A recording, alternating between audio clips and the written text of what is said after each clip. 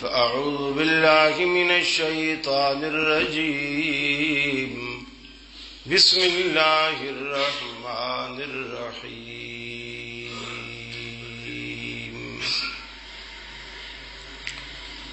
قل هو الله أحد الله الصمد لم يلد ولم يولد ولم يكن له كفوا أحد.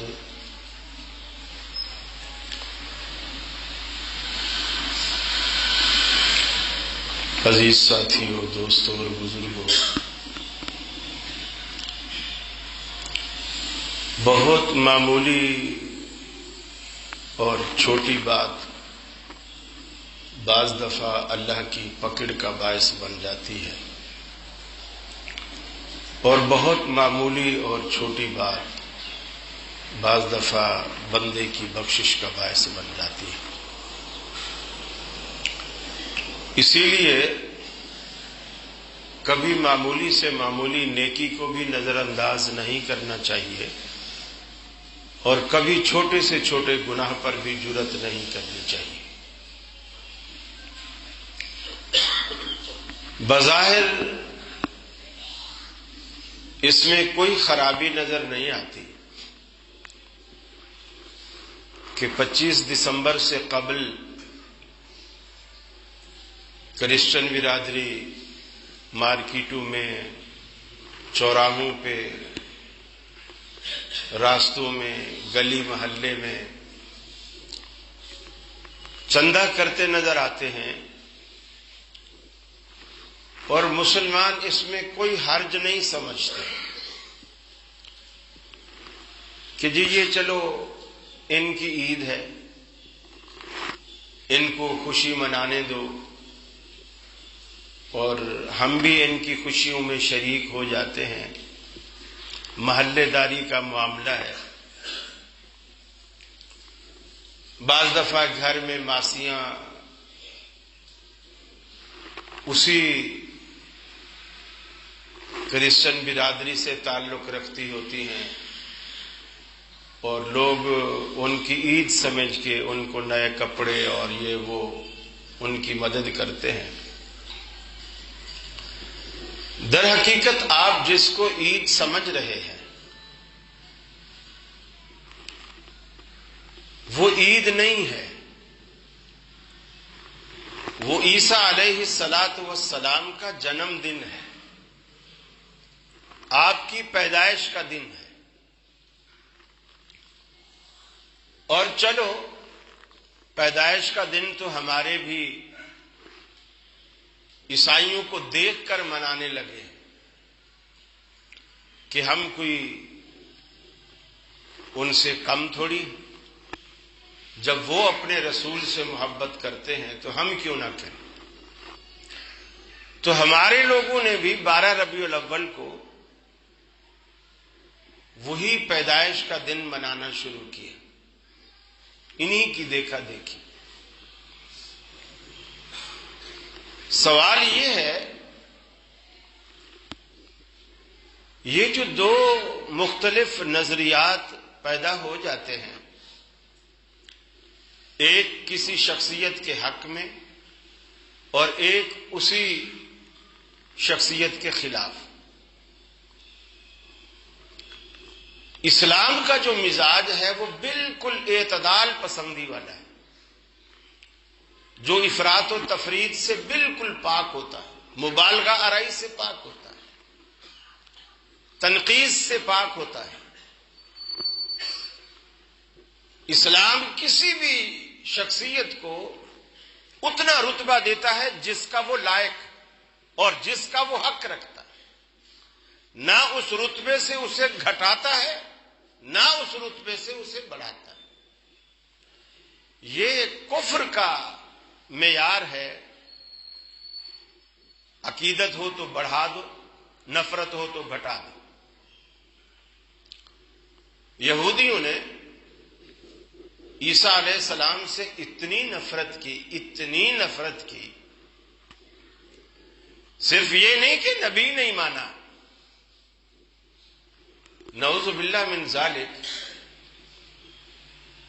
مریم علیہ الصلاۃ والسلام کی چونکہ شادی نہیں ہوئی تھی اور عیسیٰ علیہ السلام کے والد نہیں، اور عیسیٰ قرآن میں جہاں بھی ذکر آتا ہے عیسیٰ ابن مریم، عیسیٰ وہ جو مریم علیہ السلام کے بیٹے ہیں، باپ کا ذکر نہیں آتا، ماں کا ذکر آتا ہے۔ باپ کا اس لیے نہیں آتا کہ ان کے والد ہے ہی نہیں۔ یہودیوں نے سیدنا عیسیٰ علیہ السلام سے اتنی نفرت کی کہ انہوں نے سیدنا عیسیٰ علیہ السلام پر نعوذ باللہ من ذالک ثم نعوذ باللہ من ذالک ولد الزنا ہونے کا الزام لگایا کہ یہ تو بغیر باپ کے بچہ ہے، اور جو سلوک بغیر باپ کے بچے کے آپ کا معاشرہ اس سے کرتا ہے وہی سلوک انہوں نے کیا، حتیٰ کہ سولی پر چڑھانے کا انتظام کیا، اور انہوں نے اپنے طور پر یہ سمجھ لیا کہ ہم نے سولی چڑھا دیا۔ لیکن اللہ نے قرآن میں کہا وما قتلوا وما صلبوا ولکن شبہ لهم، نہ عیسیٰ علیہ السلام کو قتل کیا گیا نہ سولی پر چڑھایا گیا، یہ ان کو دھوکہ لگا ہے، ان کو دھوکہ لگا ہے۔ عیسیٰ علیہ السلام تو زندہ ہے، جو مسلمانوں کا عقیدہ ہے اس کے مطابق وہ آئیں گے بھی، قیامت سے پہلے دجال کو قتل بھی وہی کریں گے، صلیب توڑیں گے، یہودیوں کو قتل کریں گے، عیسائی سارے مسلمان ہو جائیں گے، اور دنیا میں پھر سے اسلام کا ایک ایسا بول بالا ہوگا اور امن کی ایسی مثال قائم ہوگی کہ شاید اس سے پہلے دنیا میں امن کی وہ مثال دنیا نے نہ دیکھی ہو، کہ رسول اللہ صلی اللہ علیہ وسلم نے فرمایا شیر اور بکری ایک گھاٹ پہ پانی پیئیں گے بالکل برابر کھڑے ہو کر، شیر بھی پی رہا ہے برابر میں بکری بھی پی رہی ہے، اور بکری کو شیر سے کوئی خطرہ نہیں ہوگا۔ ایسا امن، یعنی جس کے ثمرات انسانوں تک نہیں جانوروں میں بھی منتقل ہو جائیں گے، جانوروں میں بھی منتقل ہو جائیں گے۔ اور ایسا ہوتا ہے جب حکمران عدل اور انصاف والا ہوتا ہے نا، اور ایماندار ہوتا ہے، اس کی ریاست میں اس کے بڑے اثرات ہوتے ہیں۔ بعض ائمہ نے حضرت عمر بن عبدالعزیز بڑے جلیل القدر شخص گزرے ہیں، انہیں عمر ثانی بھی کہا جاتا ہے، اتنے نیک آدمی ان کے دور اقتدار میں سیرت نگار لکھتے ہیں کہ ایک شخص ایک دن بیٹھا کسی جگہ جنگل میں رو رہا تھا، وہاں سے کوئی صاحب گزرے، انہوں نے پوچھا بیٹا کیوں روتے؟ انہوں نے کہا میں اتنے سالوں سے بکریاں چراتا ہوں اور اسی جنگل میں چراتا ہوں، آج تک کسی بھیڑیے نے میری بکریوں پر حملہ نہیں کیا۔ وہ دور تھا عمر بن عبدالعزیز کا، آج تک کسی بھیڑیے نے میری بکری پر حملہ نہیں کیا، اور آج اس لیے رو رہا ہوں کہ آج بھیڑیے نے میری بکری پر حملہ کیا اور اسے چیر پھاڑ کر لے گیا، تو میں اس لیے رو رہا ہوں کہ لگتا ہے عمر بن عبدالعزیز فوت ہو گئے۔ سیرت نگار لکھتے ہیں کہ جب تحقیق کی گئی تو عین وہی وقت تھا ان کی وفات کا جس وقت میں بھیڑیے نے بکری پر حملہ کیا تھا۔ اب آپ اندازہ لگائیے کہ کسی بھی اچھے حکمران کے اس کی رعایا پر نہ صرف انسانی آبادی پر بلکہ جنگلوں پر بھی اس کے اثرات ہوتے ہیں۔ آپ نے دیکھا ہوگا اور سیرت میں پڑھا ہوگا، جب سیدنا فاروق اعظم رضی اللہ تعالی عنہ کا دور خلافت تھا اور وہ ایک جنگی سفر سے واپس آ رہے تھے اور جنگل میں رات گزارنی پڑ گئی، لوگوں نے کہا امیر المومنین یہ جنگل بڑا خطرناک ہے اور یہاں خونخوار درندے رہتے ہیں. اگر ہم رات کو یہیں سو گئے تو کوئی بھی زندہ نہیں بچے گا. لہذا یہاں ٹھہرنا مناسب نہیں ہے. جس طرح بھی ہو سکے ٹھیک ہے، ہم تھکے ہوئے ضرور ہیں، لیکن اس جنگل کو پار کرو، جنگل کے باہر جا کے ٹھہرے. حضرت عمر نے کہا نہیں، لشکر بہت تھک چکا ہے، رات بھی کافی گزر چکی ہے، اگر جنگل کو پار کریں گے تو صبح ہو جائے گی، پھر آرام کب کریں گے؟ وہ کوئی چٹان تھی، کوئی چھوٹی پہاڑی تھی اسی جنگل میں. حضرت عمر فاروق اسی چٹان کے اوپر چڑھے اور جنگل کی طرف رخ کیا اور رخ کر کے ایک آواز لگائی، اے جنگل کے درندوں، آج اس جنگل میں غلامان محمد تمہارے مہمان ہیں، آج ہم یہاں ٹھہریں گے، ہمارے لیے جنگل خالی کر دو، ہمارے لیے جنگل خالی کر دو. صحابہ کہتے ہیں اس اعلان کے بعد ہم نے دیکھا جن جانوروں کے بچے تھے بچوں کو منہ میں دبا کر بھاگ رہے تھے. پورا جنگل خالی کر دیا. حکمرانوں کی نیک نیتوں کے جنگلوں پر بھی اثرات ہوتے ہیں. اب تو انسانوں پر جو اثرات نمایاں ہو رہے ہیں اللہ ہی حافظ ہے، ایماندار حکمرانوں کے جنگلوں پر بھی اثرات ہوتے ہیں. یہودی اتنی نفرت کرتے تھے کہ عیسیٰ علیہ السلام پر انہوں نے الزام لگایا، اور عیسائی اتنی محبت کرتے تھے کہ انہوں نے عیسیٰ علیہ السلام کو ان کے رتبے اور ان کی حیثیت سے بڑھا دیا، اور انہوں نے کہا کہ عیسیٰ علیہ السلام تو بیٹا ہی اللہ کا ہے، بیٹا ہی اللہ کا ہے.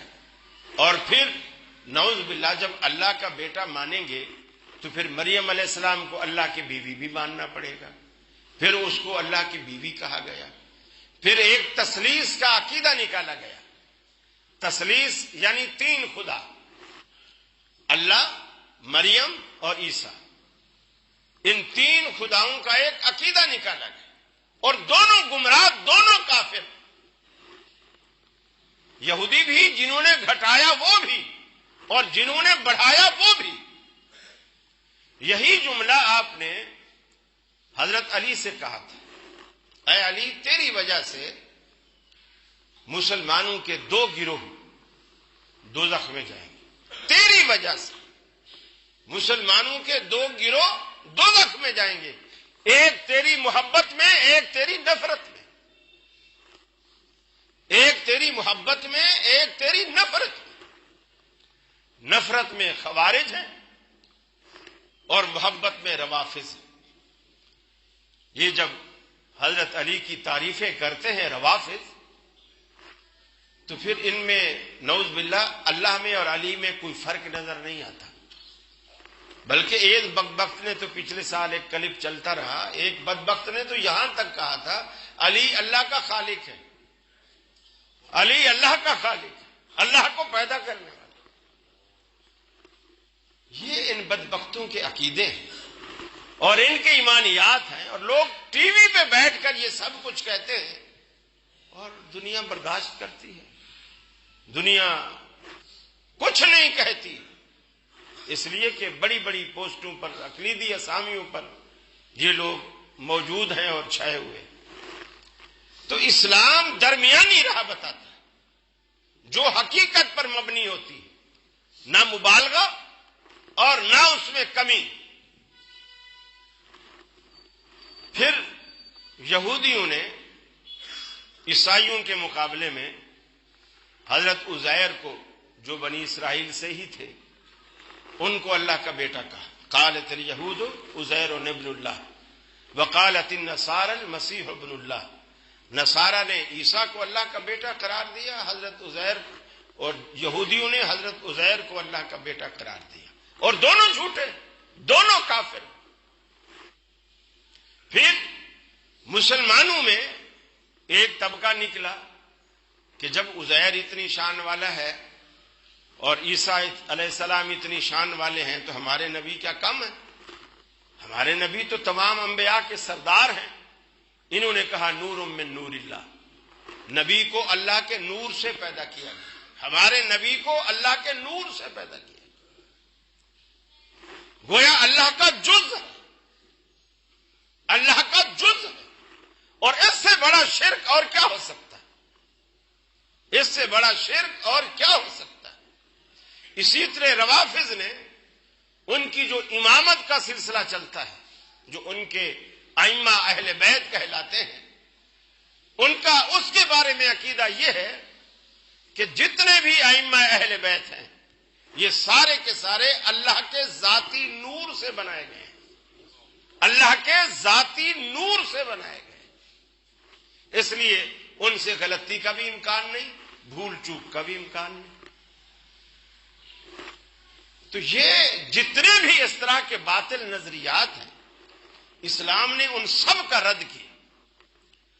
فرمایا قل هو اللہ احد، اے حبیب دنیا کو بتلا دیجئے، اعلان کر دیجئے اللہ رب العالمین اکیلا ہے، ایک، وحدہ لا شریک ہے، اللہ صمد، اللہ رب العالمین بے نیاز ہے، ساری کی ساری دنیا اس کی حاجت مند ہے، اس کی ضرورت مند ہے، لیکن اللہ رب العالمین کو کسی کی ضرورت نہیں، اللہ رب العالمین کو کسی کی حاجت نہیں، اللہ رب العالمین سب سے بے نیاز ہے، ساری کی ساری کائنات اس کی محتاج ہے، مگر رب العالمین کسی کا محتاج نہیں، ساری کائنات کو اس کی ضرورت ہے مگر اس کو کسی کی ضرورت نہیں، اللہ صمد۔ آگے فرمایا لم یلد ولم یولد، نہ رب العالمین نے کسی کو جنا، نہ رب العالمین کو کسی نے جنا، یعنی اللہ رب العالمین کسی کا باپ بھی نہیں اور کسی کا بیٹا بھی نہیں، اللہ رب العالمین کا کوئی رشتہ، کوئی خاندان، کوئی قبیلہ، کچھ نہیں، بالکل اکیلا ہے۔ اور دیکھیے کئی اعتبار سے دنیا میں انسان جب شادی کرتا ہے اس کے بعد اولاد کی خواہش کرتا ہے، اور اولاد میں بھی زیادہ تر نرینہ اولاد کی خواہش کرتا ہے، یعنی لڑکی کی نہیں لڑکے کی خواہش کرتا ہے۔ ایسا کیوں ہوتا ہے؟ ہم لڑکے کی خواہش شادی کے بعد کیوں کرتے ہیں؟ اس کی بنیادی وجہ ہے، بنیادی وجہ یہ ہوتی ہے کہ ہم نے بوڑھا تو ہونا ہے، جب ہم بوڑھے ہو جاتے ہیں ہماری اولاد ہمارا کام سنبھالتی ہے، اور وہ لڑکیاں نہیں سنبھالتی، لڑکے سنبھالتے۔ ہم جب بیمار ہوں گے، دکان پہ نہیں جائیں گے تو بیٹا دکان پہ بیٹھ جائے گا، بیٹی تو نہیں بیٹھے گی، بیٹا بیٹھ جائے گا۔ ہم جب بوڑھے ہو جائیں گے بیٹے ہمارے سہارا بنیں گے۔ اگر ہم سرکاری ملازم ہیں، ریٹائر ہو گئے، پھر جب تک ہم ریٹائر ہوں گے ہمارے بیٹے بھی نوکریوں پہ لگ جائیں گے، پھر ان کی تنخواہ آتی رہے گی، تو گھر کی چکی چلتی رہے گی، یہ نہیں تھمے گی، چکی چلتی رہے گی۔ یہ ہماری ضرورت ہے اولاد پیدا کرنے کی، اولاد کی خواہش کرنے کی، لیکن اللہ رب العالمین کی نہ دکان ہے، نہ اللہ رب العالمین کی کوئی نوکری ہے، نہ اللہ رب العالمین پر کبھی کوئی بڑھاپا آنے والا ہے، نہ اللہ رب العالمین کبھی بیمار ہونے والا ہے۔ وہ تو بس رب ہے اور ساری کائنات کا مالک ہے، ایسا مالک ہے ساری کائنات مر جائے مگر اس کے ساتھ موت کا لفظ نہیں آ سکتا۔ حی لا یموت، فرمایا وہ ایسا زندہ، ایسا قائم رہنے والا، لا یموت، کہ اسے کبھی موت نہیں آئے گی۔ تو اس کو کس چیز کی ضرورت ہے؟ جب اللہ بوڑھا ہی نہیں ہوگا اس کو اولاد کی کیوں ضرورت؟ پھر کفار مکہ نے کہا یہ جتنے فرشتے ہیں نا یہ سارے اللہ کی بیٹیاں ہیں، جتنے فرشتے ہیں یہ سارے اللہ کی بیٹی ہیں۔ اللہ نے کہا عجیب فلسفہ ہے، اپنے لیے تو تم بیٹے پسند کرتے ہو اور اللہ کے لیے ساری لڑکیوں کی فوج لگائی ہوئی ہے تم لوگوں، یہ تمہارا انصاف؟ قرآن مجید میں سورہ مریم میں اللہ نے دوسری بات کی، فرمایا قالوا اتخذ الرحمن ولدا لقد جئتم شيئا ادا۔ فرمایا یہ لوگ کہتے ہیں اللہ رب العالمین نے اپنے بیٹے بنا لیے، اپنی اولاد بنا لی۔ قالوا اتخذ الرحمن ولدا، یہ دعویٰ کرتے ہیں کہ رب العالمین نے، رحمان نے اولاد بنا لی، بیٹا بنا لیا۔ فرمایا لقد جئتم شیئا ادا، یہ تو تم بہت بڑی بات کہہ رہے ہو، جو تمہارے منہ سے نکلتی ہے بہت بڑی بات، اور یہ اتنی خطرناک، اتنی اندوہناک یہ بات ہے، یہ جملہ۔ تکاد، فرمایا قریب ہے کہ سارے کے سارے آسمان، تکاد السماوات یتفطرن منہ وتنشق الارض وتخر الجبال ہدا، قریب ہے کہ آسمان پھٹ کے گر جائے، سارے آسمان پھٹ کے گر پڑے، زمین چر جائے، زمین بھی شق ہو جائے، وتخر الجبال ہدا، اور پہاڑ بھی ریزہ ریزہ ہو کر سارے گر جائیں۔ اتنا سخت جملہ ہے۔ ان دعوا للرحمن ولدا، تمہارا یہ دعویٰ کہ رب العالمین نے اپنے لیے اولاد بنا لی، یہ اتنا خطرناک ہے۔ اب جب آپ گھر میں کام کرنے والی کرسچن ماسیوں کو عید کے نام پر جو کچھ دیتے ہو نا، اس کا مطلب پتہ ہے کیا ہے؟ کہ جاؤ ماسی تم بھی خوش ہو جاؤ کہ میں بھی تمہاری ان خوشیوں میں شریک ہوں، جو تم اس نام سے منا رہی ہو کہ اللہ تعالیٰ کے ہاں بیٹا ہوا ہے، کہ اللہ تعالیٰ کے ہاں بیٹا ہوا ہے۔ اب مجھے بتاؤ، یہ اتنا سخت جملہ ہے، اتنا سخت جملہ اللہ نے دوسرے مقام پہ فرمایا کبرت کلمۃ تخرج من افواہہم ان یقولون الا کذبا، فرمایا اتنی بڑی بات ہے، اتنی وزنی اور بھاری بات ہے جو ان کے منہ سے نکلتی۔ اگر میں مرحوم خادم حسین رضوی والا ترجمہ کروں نا تو وہ ترجمہ آسان زبان میں یہ بنے گا، یہ اتنی بڑی بکواس ہے جو ان کے منہ بکتے ہیں۔ اس کا سلیس ترجمہ یہ ہے، کبرت کلمۃ تخرج من افواہہم، یہ اتنی بڑی بکواس ہے جو ان کے منہ بکتے ہیں۔ ان یقولون الا کذبا، اور یہ جو کچھ بک رہے ہیں جھوٹ کے سوا کچھ نہیں، جھوٹ کے سوا کچھ نہیں۔ میرے بھائیو، اللہ رب العالمین کو بہت سارے گناہ تو سارے ناپسند ہیں، لیکن بہت سارے گناہ جسے آپ کہتے ہیں نا یہ تھوڑا تھوڑا لائٹ، ہلکے، اللہ تعالیٰ ممکن ہے ان کو توبہ کے بغیر بھی بخش دے۔ آپ محض نماز پڑھیں اور نماز پڑھنے کی وجہ سے بھی اللہ تعالیٰ ان کو بخش دیتا ہے، لیکن شرک اللہ تعالیٰ کہتا ہے بہت بڑا جرم ہے۔ ان الشرک لظلم عظیم، جو کبیرہ گناہ ہیں، سب سے کبائر میں سے سب سے اکبر گناہ وہ شرک، اللہ کے ساتھ کسی کو شریک ٹھہرا لے، اور یہ بہت بڑی بات ہے کہ اللہ رب، اور یہ اتنی بڑی بات ہے قیامت کے دن، جس دن اللہ رب العالمین اپنی بے پایا رحمت سے بے شمار مخلوق کو نوازے گا، بے شمار مخلوق کو نوازے گا، اس کو بخش، اس کو بخش، اس کو بخش، حتیٰ کہ دوزخ میں سے 3 مٹھیاں اللہ رب العالمین، جب رسول اللہ صلی اللہ علیہ وسلم یہ بتا رہے تھے، بتاتے بتاتے آپ مسکرا پڑے۔ آپ نے صحابہ سے کہا اللہ کی مٹھی کا تمہیں اندازہ ہے؟ اللہ رب العالمین دوزخ سے اپنی 3 مٹھیاں بھر کر نکالے گا، اللہ کی مٹھی کا تمہیں اندازہ ہے؟ گویا ایسے لگ رہا تھا کہ جب وہ 3 مٹھی نکل جائیں گی شاید دوزخ خالی ہو جائے گی، دوزخ شاید خالی ہو جائے گی۔ اللہ کی مٹھی کا تمہیں اندازہ ہے کہ وہ کتنی بڑی ہوگی؟ لیکن یہ قرآن میں صراط ہے، لا یغفر ان یشرک بہ ویغفر ما دون ذلک لمن یشاء۔ اس مٹھی میں بھی مشرک ایک بھی نہیں آئے گا، ایک مشرک بھی نہیں آئے گا اس مٹھی میں جو دوزخ سے نکالی جائے گی۔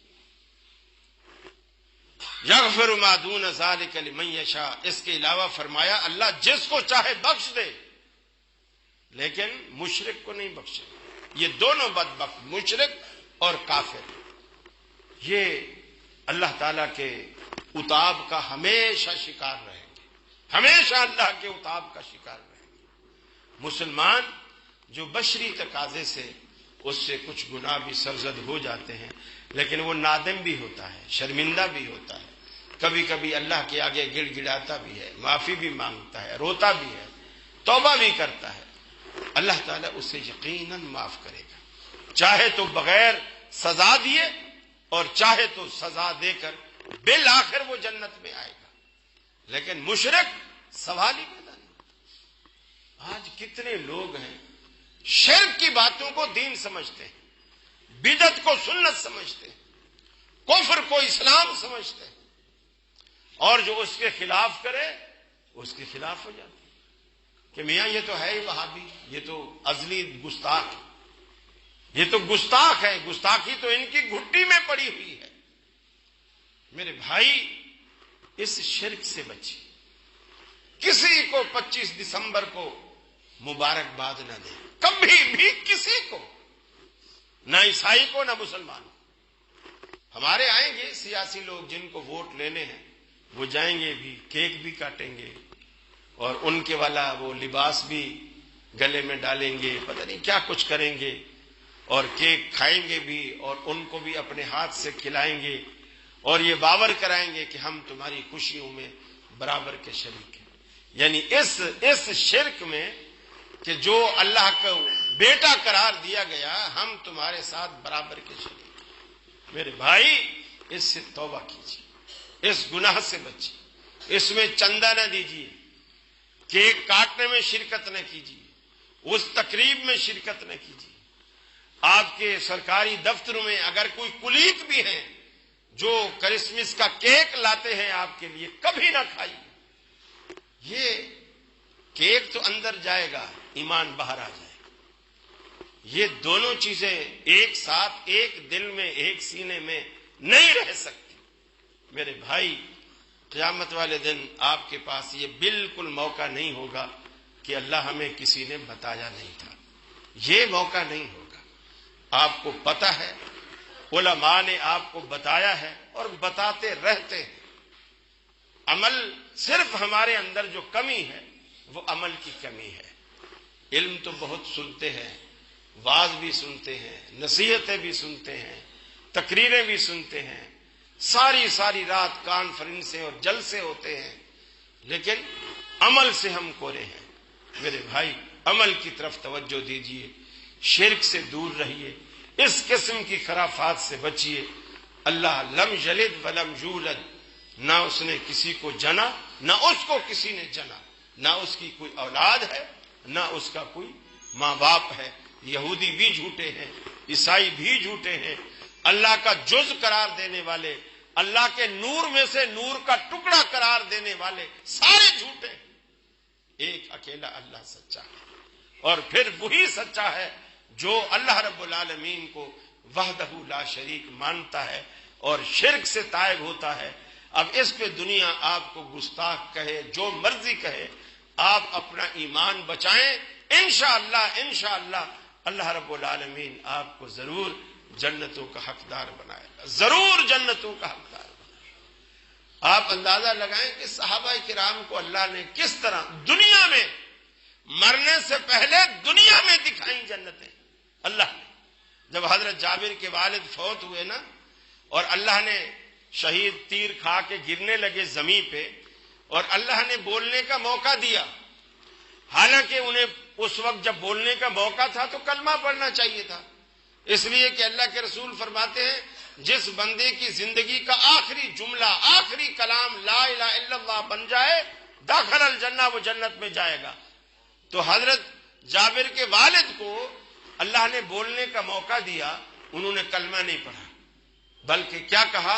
فزت ورب الکعبہ، کعبے کے رب کی قسم ہے میں کامیاب ہو گیا، کعبے کے رب کی قسم ہے میں کامیاب ہو گیا۔